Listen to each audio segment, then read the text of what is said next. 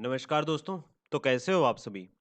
I think आप लोग अच्छे ही होंगे एंड आज का वीडियो आपके लिए काफ़ी ज़्यादा इम्पोर्टेंट है। अगर आप मल्टीपल लोन के दलदल में फँस चुके हो एंड आपने एनबीएफसी का जो ये आपका डाउट है कि कितने लोन अमाउंट पर ओवरड्यू होने के बाद केस करेगा। तो आपको ये वीडियो कंप्लीट देखना है एंड आप लोग कमेंट बिल्कुल भी नहीं करते हो और लाइक करना तो फिर बहुत दूर की बात है। और इंस्टाग्राम पर जाकर तो आप फॉलो ही नहीं करते हो। एंड आप व्हाट्सएप पर जाकर हमारी सपोर्ट टीम को फालतू में आप परेशान करते रहते हो, हमको ये प्रॉब्लम है, ये प्रॉब्लम है। देखिए, मैं आपको पहले ही क्लियर कर देता हूँ कि आप व्हाट्सएप सपोर्ट टीम पर जाओगे तो आपको वहाँ पर पेड सब्सक्रिप्शन सजेस्ट किया जाएगा, ठीक है? अगर आपको जाना है तो आप जा सकते हो, नो प्रॉब्लम, कोई इश्यू नहीं है, आपको सपोर्ट भी मिलेगा, बट उसमें आपको कुछ पेड मिनिमम चार्जेस पे करना पड़ेगा। तो उससे अच्छा है कि आप वीडियो देखें, वीडियो में जो आपको बातें बताई जाती है, उसको आपको फॉलो करना होगा। एंड अगर आप फॉलो नहीं करते हो या फिर आप नहीं कर सकते हो तो इसके लिए आप हमारी व्हाट्सएप सपोर्ट टीम से संपर्क कर सकते हो। ठीक है, आपको जेन्युइनली मैं पहले ही इन्फॉर्म कर देता हूं क्योंकि आप बाद में फिर ये ना कहो कि देखिए यहाँ पर भी चार्ज है, वहां पर भी चार्ज है। किसी ने कोई भी एनजीओ नहीं ओपन किया हुआ है, सबको अपना घर गृहस्थी एंड अपनी दिनचर्या चलानी है। एंड आपका कोई सपोर्ट करेगा एंड आपकी कोई हेल्प कर रहा है तो आपकी यूट्यूब पर हेल्प हो रही है। एंड कोई आपसे स्पेशली कोई आपसे एग्जीक्यूटिव बात करेगा या कोई भी आपको व्हाट्सएप पर सपोर्ट देगा तो अपना टाइम वेस्ट ऐसे तो नहीं करेगा, क्योंकि देखिए आप प्रॉब्लम में हो एंड और भी प्रॉब्लम में है। सबको अपनी दिनचर्या को चलाना होता है तो इसके लिए मिनिमम चार्जेस हमेशा सबका ही रहता है। ठीक है, तो आपको मैं पहले ही बता देता हूँ, आप बाद में ये ना बोलो कि हमें कोई चार्जेस नहीं बताया है एंड हमें ये नहीं बताया था, वो नहीं बताया था। ठीक है, तो आप इस बात को हमेशा ध्यान में रखिएगा। वापसी पॉइंट पर आ जाते हैं। एंड एनबीएफसी कितने लोन अमाउंट पर केस करेगा? आपका डाउट यही रहता है कि एनबीएफसी से लोन तो ले लिया है, अब ये भय हो गया है, ये डर हो गया है कि अब हम लोन का पैसा वापसी रिटर्न नहीं कर सकते हैं। एंड कितने समय में कॉन्टैक्ट लिस्ट पर कॉल जाती है, कितने समय में कोई घर पर विजिट होता है एंड कितने समय बाद हमारे ऊपर कोई कोर्ट केस होता है। ऐसा नहीं है कि कोई भी एनबीएफसी कंपनी आपके ऊपर कोई केस नहीं करती है। कुछ एक एनबीएफसी कंपनी है जो केस करती है। एंड अगर आप कहोगे तो इसके ऊपर वीडियो आएगा, कंप्लीट वीडियो आएगा। कमेंट में आप कर दीजिएगा कि हमें एप्लीकेशन का बता दीजिए किसका आता है और किसका नहीं आता है। ठीक है, और बैंक तो आपको आप जानते ही हो अच्छी तरीके से कि बैंक भी कर देता है, तो आपको बिल्कुल टेंशन नहीं लेनी है। टेंशन क्यों नहीं लेनी है? अगर आप वीडियो देख रहे हो। एनबीएफसी अब रिकवरी एजेंट कब घर आता है? ठीक है, एंड इससे पहले हम जान लेते हैं कि एनबीएफसी कितने अमाउंट पर केस करता है। अगर आपका किसी एक एनबीएफसी एप्लीकेशन से लोन है, आपका 6 से 7 लाख रुपए का है या 5 लाख रुपए के अप्रॉक्स है, तो आपके ऊपर केस हो सकता है। ऐसा नहीं है कि कोई इससे कम अमाउंट वाला कोई भी कंपनी केस नहीं करती है। ठीक है, मैक्सिमम कंपनी आपके घर पर नोटिस भी भेजती है एंड आपके ऊपर केस भी हो सकता है, केस फाइल भी हो सकती है। जैसे आप डीएमआई फाइनेंस से अगर आपने लोन लिया है और अगर आपने उसका ईएमआई नहीं भरा एंड आपने कोई भी रिस्पॉन्स नहीं किया है, तो इसमें मैं आपको आखिरी में बताऊंगा भी कि आपको बचना कैसे है, क्या फॉलो करना है, क्या फॉलो नहीं करना है। ठीक है, तो आप कंटिन्यू देखिएगा।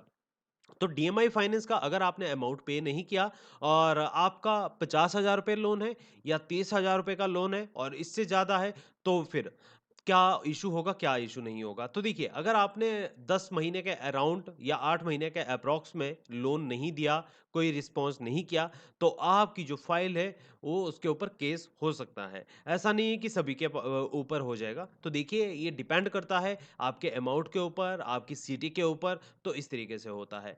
NBFC app recovery agent and साथ में इसके साथ बजाज भी है आपका, और भी बहुत सारे एप्लीकेशन है जो केस फाइल कर देते हैं, चाहे उनका अमाउंट फिर छोटा हो या फिर कोई बड़ा हो। ठीक है, एंड एनबीएफसी ऐप घर कब भेजता है? तो देखिए, सभी एप्लीकेशन घर पर रिकवरी एजेंट बिल्कुल भी नहीं भेजते हैं। कुछ एक एप्लीकेशन है जो घर पर रिकवरी एजेंट आते हैं, सभी के नहीं आते हैं। तो इससे आप टेंशन मत लीजिएगा। ठीक है, वीडियो बने हुए हैं, वीडियो आप देख लीजिएगा कि किसका आता है, किसका नहीं आता है। एंड आप कमेंट भी कर सकते हो इसके लिए। ठीक है, और वैसे भी रिकवरी एजेंट जैसे किस्त ऐप हो गया है आपका, नीरा एप्लीकेशन हो गया है, बजाज हो गया है, डीएमआई फाइनेंस आपका एप्लीकेशन है एंड साथ में रिंग एप्लीकेशन है एंड ट्रू बैलेंस भी, अगर आप सिटी में रहते हो तो आपका ट्रू बैलेंस का भी होम विजिट हो जाता है।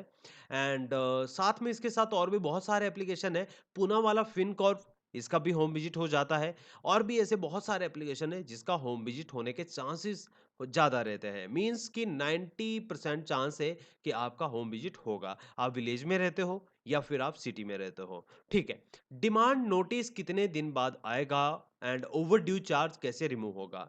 डिमांड नोटिस, देखिए जब भी आपको देखिए पहले रिकॉल नोटिस आपको आता है, रिकॉल नोटिस आपको भेजा जाता है ईमेल के माध्यम से, व्हाट्सएप के माध्यम से, कि आपकी एक ईएमआई बाउंस हो चुकी है। जब आपकी वन ईएमआई बाउंस हो जाती है तो 20 से 25 दिन के अंदर अंदर आपको रिकॉल नोटिस भेजा जाता है कि आपका जो ये पेंडिंग बकाया राशि बची है ये आप भर दीजिएगा। और अगर आप फिर भी रिप्लाई नहीं करते हो तो इसके बाद आपको डिमांड नोटिस आता है, और डिमांड नोटिस आपके घर पर भी आता है। तो आपको हमेशा ये बात भी ध्यान में रखनी है कि डिमांड नोटिस आपके होम पर आता है, घर पर आता है। और जब घर पर आपके नोटिस आता है तो आप घबरा जाते हो। बहुत सारी ऐसी कंपनी है, एनबीएफसी ऐप है, कि जो आपको फेक तरीके से नोटिस भी भेजता है। आपको कैसे पहचान करनी है, कैसे पहचान नहीं करनी है, इसके ऊपर कंप्लीट वीडियो आ जाएगा। अगर आपको चाहिए तो आप इसके ऊपर कमेंट कर देना, ठीक है। तो देखिए, डिमांड नोटिस आपके घर पर आता है, आपको रिस्पॉन्स भी करना होता है। ऐसा नहीं है कि आपको क्या पता है किसका फेक है किसका जेन्युइन है एंड ऑल प्रॉब्लम, ठीक है। उसके बाद आपको और भी बहुत सारे नोटिस आते हैं। अगर आपका ईसीएस बाउंस है, आपको अदर भी नोटिस आपको घर पर आएंगे, धीरे धीरे आपके आते जाएंगे। जैसे ही आपका लोन एनपीए के अंदर जाता है 91 डेज के बाद, तो इसमें आपको और भी प्रॉब्लम फेस करने को मिल सकती है। रिकवरी एजेंट आपके घर पर आते हैं एंड आपको पहले भी बताया है कि कॉन्टैक्ट लिस्ट पर कॉल भी जाती है। कॉन्टैक्ट लिस्ट में कॉल कितने दिन बाद जाएगा?